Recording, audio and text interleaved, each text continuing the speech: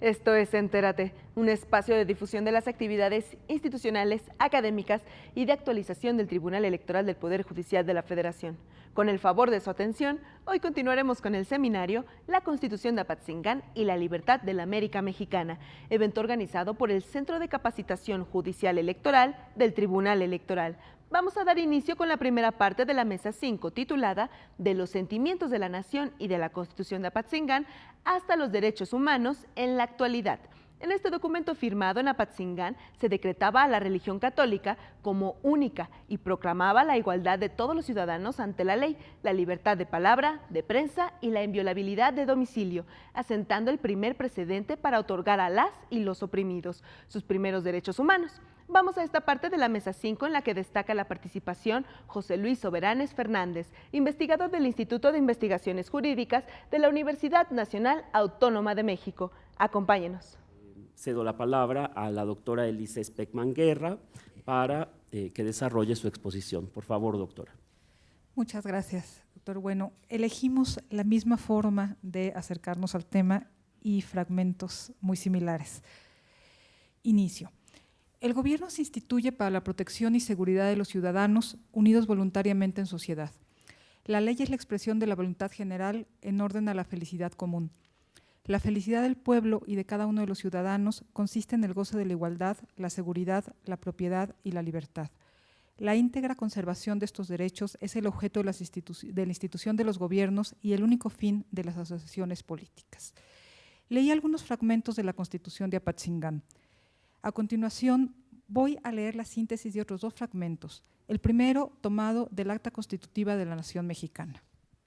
La soberanía reside radical y esencialmente en la nación y por lo mismo le pertenece el derecho de adoptar la forma de gobierno y las leyes que le parezcan más convenientes para su conservación y mayor prosperidad. El segundo, tomado de la Constitución de 1857. Los derechos del hombre son la base y el objeto de las instituciones sociales. En consecuencia, todas las leyes y todas las autoridades del país deben respetar y sostener las garantías que otorga la presente Constitución. Estos fragmentos reflejan ideas propias del justnaturalismo, del contractualismo, del liberalismo. Los hombres por naturaleza poseen una serie de derechos. Estos derechos no se respetaban cuando vivían en estado natural, por ello, por medio de un contrato teórico y ahistórico, crearon las instituciones sociales. El fin primordial del Estado es, por tanto, reconocer derechos preexistentes y hacerlos valer. En este punto cabría preguntarse, ¿cuáles son los derechos que se reconocen y se protegen y qué significado y qué alcance tuvieron en diferentes documentos constitucionales? La Constitución de Apatzingán, tema del Congreso que nos reúne, los agrupa en 4 categorías: igualdad, seguridad, propiedad y libertad. Del mismo modo, dicta el artículo 5 del Acta Constitutiva y de Reformas expedida en 1847. Para asegurar los derechos del hombre que la Constitución reconoce, una ley fijará las garantías de libertad, seguridad, propiedad e igualdad de que gozan todos los habitantes de la República y establecerá los medios de hacerlas efectivas. Parto de esta propuesta, para en esta ponencia presentar algunas reflexiones sobre 3 aspectos: la igualdad o las igualdades, derechos y libertades y, por último, seguridad, vinculada sobre todo con los límites de la autoridad y el principio de legalidad. Voy a examinar estos rubros en los sentimientos de la nación, la Constitución de Apatzingán y documentos constitucionales u otros ordenamientos expedidos en el siglo XIX. Se trata, por tanto, de un análisis histórico, no llegó a la actualidad. Un análisis que se centra en el periodo de construcción del orden jurídico moderno o liberal con la sustitución paulatina del orden tradicional o novohispano. Se trata, por otra parte, de un análisis de leyes, sin que por esto sea posible asumir 2 cuestiones. No puede pensarse que los enunciados contenidos en las leyes tienen el mismo significado o peso que tienen hoy en día.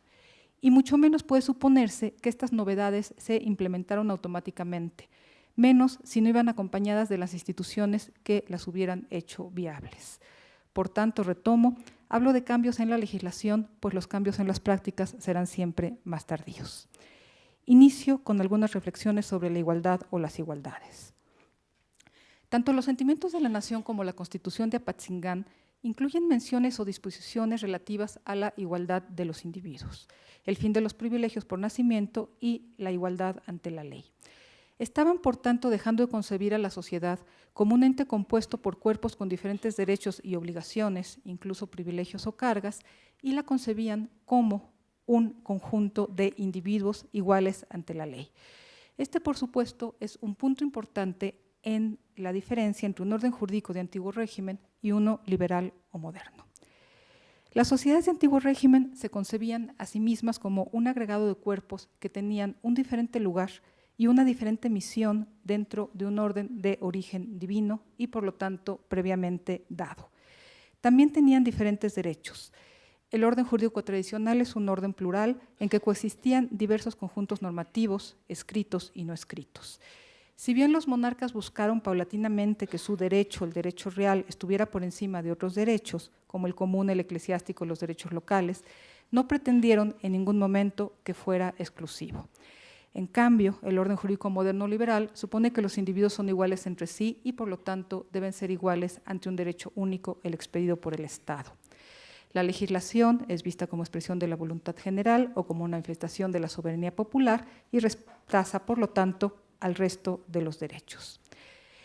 Como dije, tanto los sentimientos de la nación como la Constitución de Apatzingán avanzaron en este camino o en estos caminos, pues para seguir la evolución de la igualdad y sus alcances, creo importante hablar más bien de dos igualdades. Con bastante razón, constitucionalistas decimonónicos marcaron una diferencia entre la igualdad social y se referían a la abolición de títulos y privilegios o a la igualdad por nacimiento, y la igualdad jurídica o la igualdad ante la ley que exigía la eliminación de los fueros. ¿Cuál es la igualdad que contemplaron Morelos y los redactores de la Constitución de Apatzingán? Sin duda, contemplaron la primera. De hecho, la igualdad por nacimiento fue la que de forma más temprana y consistente tuvo cabida en la legislación mexicana. Al igual que lo había manifestado en el bando del 17 de noviembre de 1810, en Los sentimientos de la nación, Morelos expresó su oposición a la esclavitud y a la distinción de castas. De ahí el enunciado: solo distinguirá un americano de otro el vicio y la virtud. Mientras que la Constitución de Apatzingán contempló la abolición de títulos y privilegios por nacimiento. Esta igualdad por nacimiento se ratificó en las leyes constitucionales de 1836, las bases orgánicas de 1843 y la Constitución de 1857. Sin embargo, hay que considerar que diferencias por nacimiento, grupo étnico concretamente, tuvieron cabida en leyes secundarias o en prácticas administrativas. En aras de la protección de los indígenas o de la equidad, leyes secundarias marcaron excepciones o diferencias para los miembros de este grupo. Por ejemplo, los redactores de un temprano Código Civil oaxaqueño, expedido en 1828, manifestaron: en caso de acciones que antes eran permitidas y se miraban como indiferentes y hubieran sido después prohibidas por las leyes, el infractor deberá ser oído si alegare que antes de cometer la acción no tuvo conocimiento de la ley prohibitiva por falta de inteligencia de la lengua castellana. O bien, otro ejemplo, la Ley para el Mejoramiento y Cultura de la Raza Tarahumada, expedida ya tardíamente en Chihuahua en 1906, que contempló la dotación de terrenos a los tarahumaras, pero estas propiedades no podían ser embargadas, cedidas o vendidas sin autorización del gobierno. Regreso a las constituciones. En las constituciones, la igualdad por nacimiento se estableció de forma temprana. La segunda igualdad, sin embargo, la igualdad ante la ley y la eliminación de fueros, llevó más tiempo. Si bien Morelos defendió la necesidad de expedir leyes generales que comprendan a todos, sin excepción de cuerpos privilegiados, y la Constitución de Apatzingán habló de una ley igual para todos, no creo posible pensar que se pensara en la eliminación de fueros. De hecho, en la misma Constitución se contempla la existencia de tribunales eclesiásticos encargados de juzgar faltas criminales y civiles de los miembros del clero.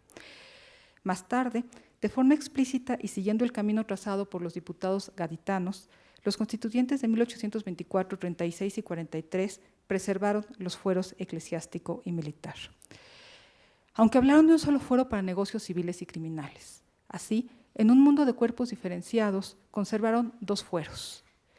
En un avance significativo, imaginaron la igualdad del resto de los individuos. La primera restricción a los fueros vino en 1855 con la Ley Juárez. Los tribunales militares subsistieron para juzgar infracciones al Código Militar por parte de miembros del Ejército, pero dejaron de procesar a civiles y militares que cometían un delito común. También se prohibió que los tribunales eclesiásticos procesaran a civiles por delitos contra la fe, pero los clérigos seguían siendo juzgados o podían seguir siendo juzgados en sus tribunales si cometían un delito común. Esta situación cambió con la Constitución de 1857, que terminó con el fuero del que gozaban los miembros de la Iglesia y finalmente consumó la igualdad jurídica. A partir de entonces, se multiplicaron las medidas que buscaban debilitar a las corporaciones. La reforma liberal ordenó la desamortización de los bienes de comunidades religiosas e indígenas y vetó la propiedad colectiva. Ello acompañado de disposiciones que afectaron al ejército, disminución de miembros, a la Iglesia, nacionalización de bienes y dependencia económica hacia el Estado, supresión de órdenes religiosas y recorte de la participación social de los clérigos, y a los pueblos, ataques a la autonomía política o imposición de la homogeneidad cultural y de lengua. Así, la colectividad perdió la identidad jurídica, la ley estableció la igualdad y, como se verá más adelante, también buscó la igualdad en la justicia. Segundo punto, los derechos y las libertades.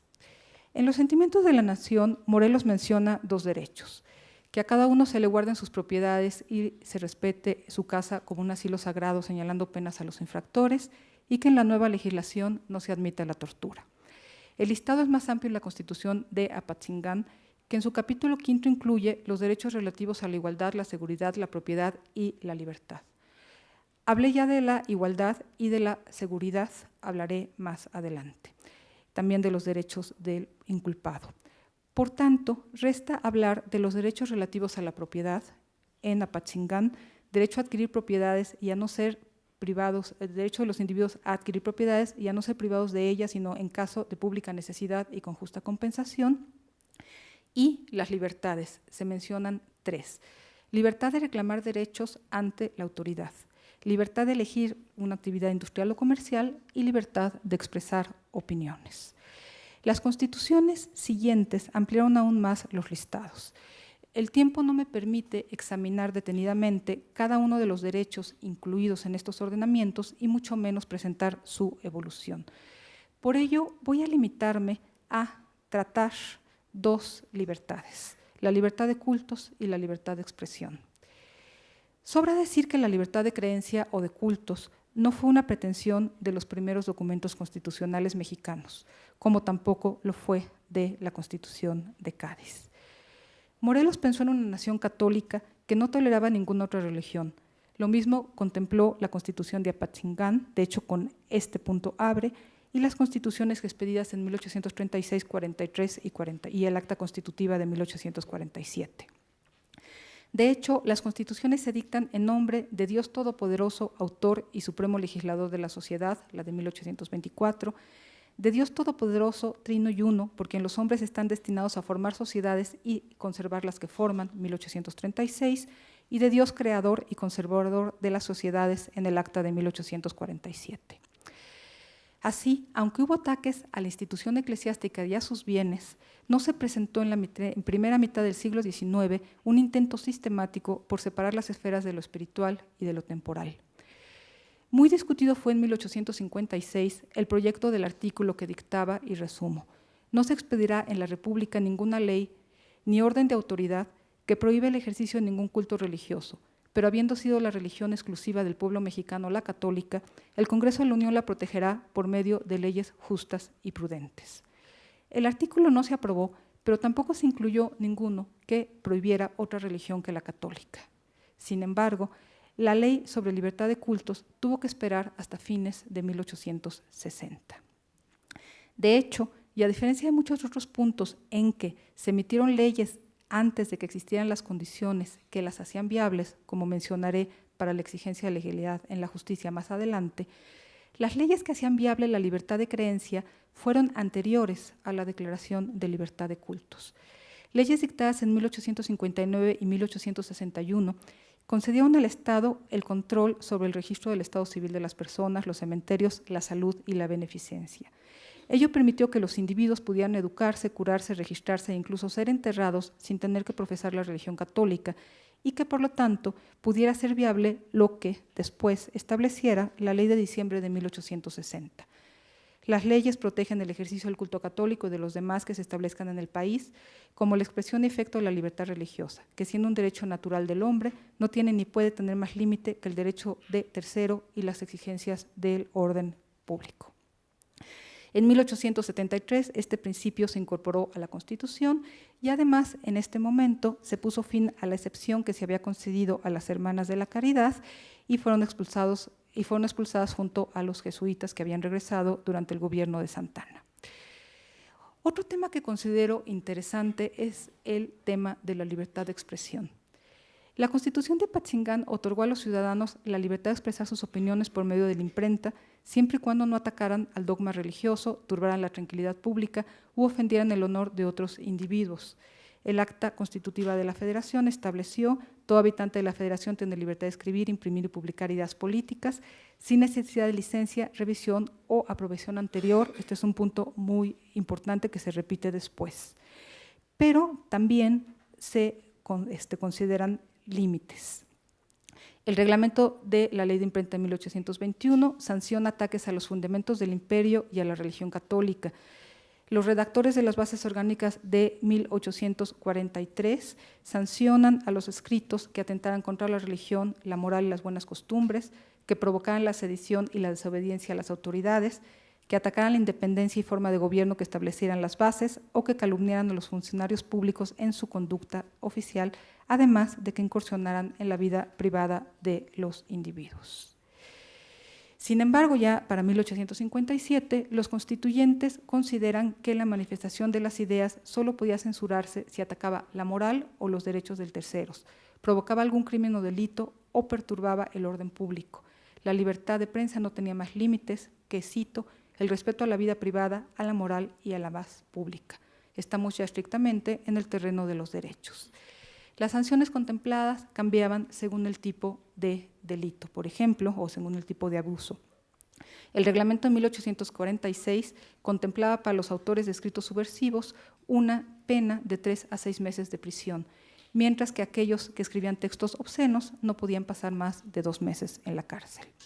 Por tanto, preocupaba garantizar la libertad de expresión o de imprenta, pero preocupaba también evitar posibles abusos que pudieran cometer los escritores y, por último, preocupaba los abusos que contra los escritores procesados pudieran cometer los jueces, sobre todo porque podría tratarse de escritores que estaban siendo procesados por expresar ideas contrarias al régimen.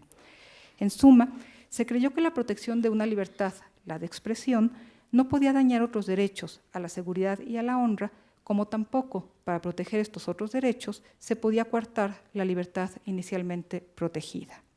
Por esto, en 1828 se creó el Jurado para Delitos de Imprenta, que fue el más temprano de los tribunales populares que existieron en el país. A partir de entonces, los editores y escritores que publicaban textos prohibidos por la ley eran juzgados en tribunales mixtos, tribunales en que predominaba la presencia de juzgadores sin formación jurídica.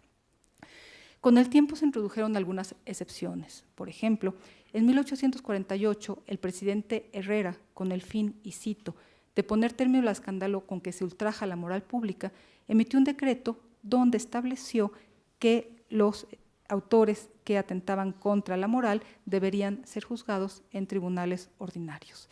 De hecho, este abuso de los periodistas y la destrucción de las honras como medio para vender ejemplares fue el argumento que se esgrimió y que tuvo, digamos, mayor peso, mayor éxito, en teoría, para la supresión del Jurado Popular para procesar delitos de imprenta en 1883.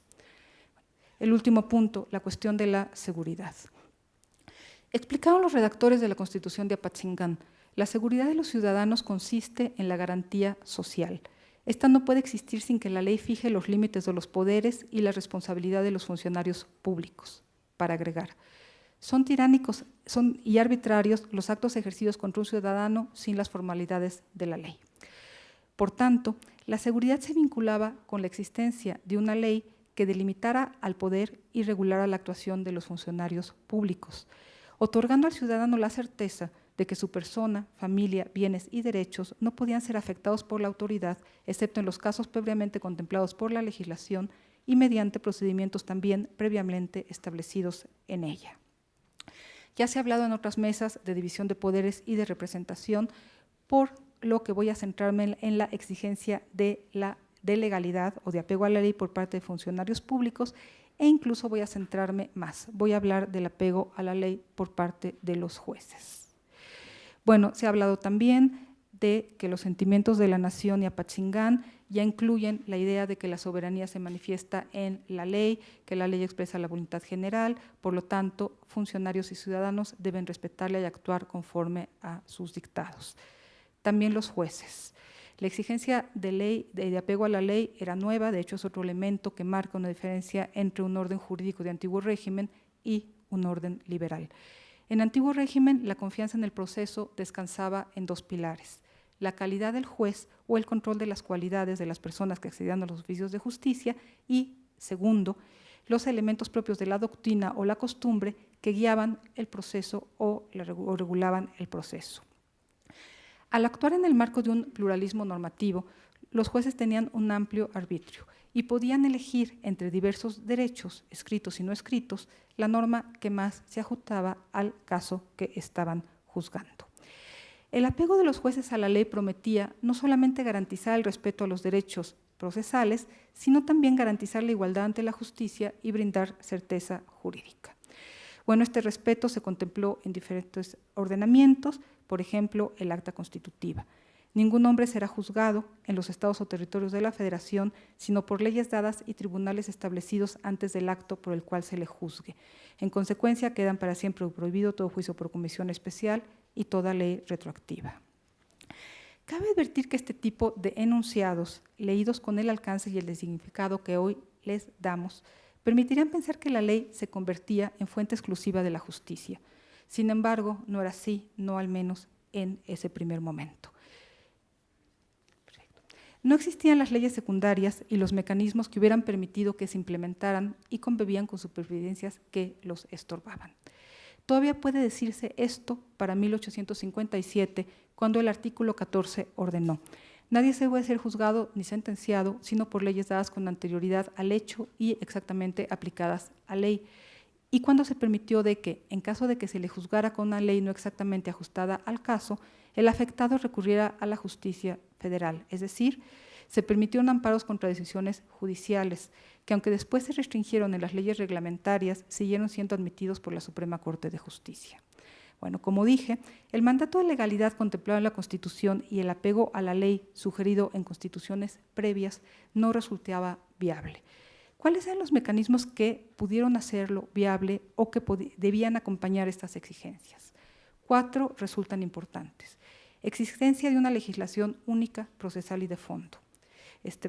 Instancias superiores que controlaran el apego de los jueces inferiores a la ley, exigencia de fundamentación de la sentencia y responsabilidad por inexacta aplicación.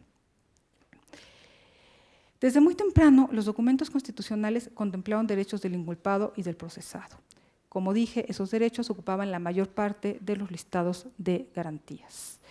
En los sentimientos de la nación, Morelos habló de la inocencia mientras no se declaraba la de culpabilidad, el derecho de todos a no ser juzgado ni sentenciado después de haber oído legalmente, en fin. El listado fue aumentando y cambió de tono. En los primeros años privaron los principios destinados a la protección de los inculpados, la proporcionalidad de las penas y la humanización del proceso y del castigo, preocupaciones características de los ilustrados. Más tarde se notó un énfasis en el proceso, por ejemplo, cuidado de los alcances de la defensa con el fin de lograr el equilibrio entre las partes. La regulación del proceso judicial era fundamental, pues no existía una tipificación de los delitos ni una clara regulación de la sanción que les correspondiera ni la forma en que debía aplicarse. Y, ante la carencia de esta ley de fondo, la confianza en el sistema judicial seguía descansando en las leyes que determinaban la forma. Ahora, se establecieron algunos mecanismos que más tarde podrían asegurar la legalidad en la justicia, pero en ese momento presentaron un tono de transición. El único recurso que servía para controlar el apego de los jueces a los trámites y exigencias procesales era el de nulidad, y era un recurso extraordinario. Solo podía solicitarse cuando no procedía la apelación o la súplica, y, por ejemplo, el recurso de apelación tenía como finalidad lograr que los tribunales superiores repararan las injusticias que por ignorancia, malicia, inadvertencia o opinión infirieran los jueces de primera instancia. Lo mismo puede decirse de la motivación.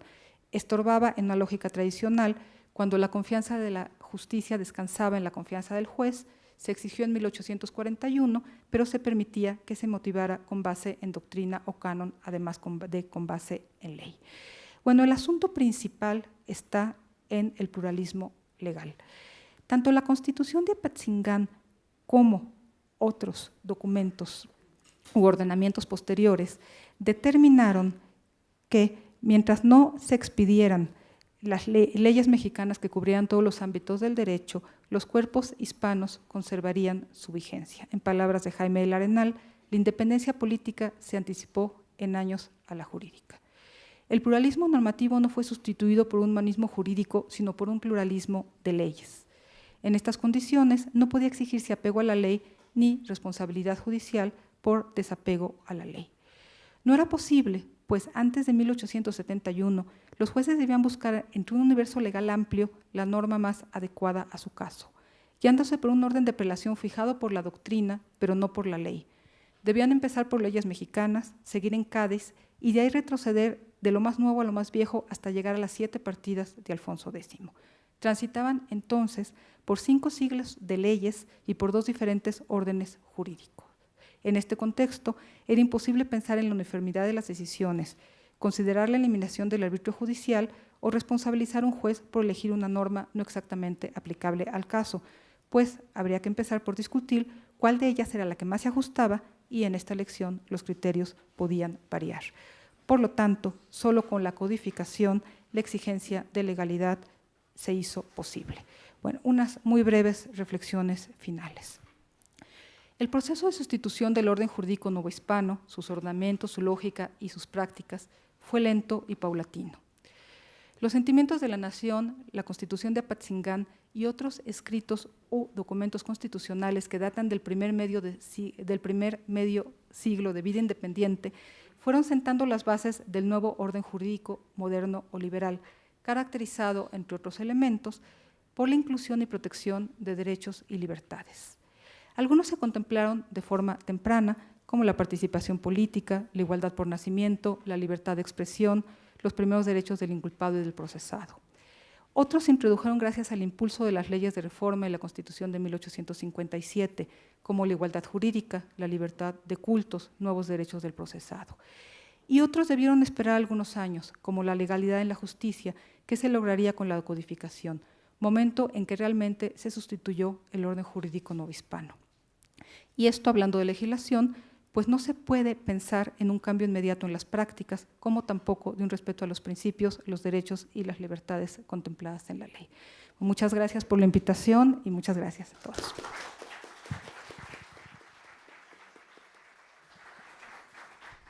Los esperamos en una próxima emisión de Entérate, con lo más destacado de las actividades institucionales, académicas, de actualización del Tribunal Electoral del Poder Judicial de la Federación. Soy Roxana Noriega.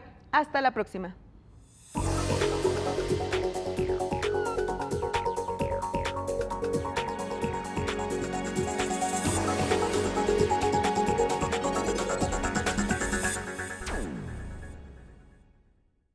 Este año, elegiremos diputados federales y autoridades en 17 entidades federativas. Las y los mexicanos podemos tener la certeza de que contamos con instituciones fuertes. Muestra de ello es el reconocimiento que recibió el Tribunal Electoral como la mejor institución electoral del año, entre órganos de todo el mundo. Lo que ratifica nuestro trabajo de cara al proceso electoral 2015. Tribunal Electoral del Poder Judicial de la Federación. Tú tomas la decisión, nosotros la protegemos.